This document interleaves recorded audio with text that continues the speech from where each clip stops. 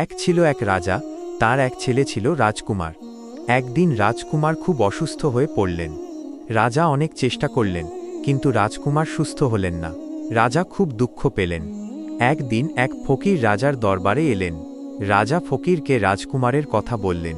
ফকির বললেন, আমি দোয়া করতে পারি, কিন্তু দোয়া কবুল হবে কি না তা আল্লাহ জানেন। ফকির দোয়া করলেন। আল্লাহর রহমতে রাজকুমার সুস্থ হয়ে উঠলেন। রাজা খুব খুশি হলেন। তিনি ফকিরকে অনেক উপহার দিলেন। ফকির বললেন, রাজা, আমি আপনার ছেলের জন্য দোয়া করেছি, কিন্তু আমার নিজের কোনো ছেলে নেই। আমার জন্য দোয়া করবেন। রাজা বললেন, আমি দোয়া করতে পারি, কিন্তু দোয়া কবুল হবে কি না তা আল্লাহ জানেন। রাজা দোয়া করলেন। আল্লাহর রহমতে ফকিরের একটি ছেলে হল। ফকির খুব খুশি হলেন।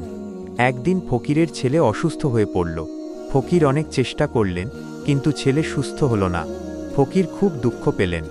ফকির ভাবলেন, আমি রাজার ছেলের জন্য দোয়া করেছিলাম, আর আমার নিজের ছেলের জন্য দোয়া করতে পারলাম না। ফকির আল্লাহর কাছে দোয়া করলেন। আল্লাহর রহমতে ফকিরের ছেলে সুস্থ হয়ে উঠল। ফকির খুব খুশি হলেন।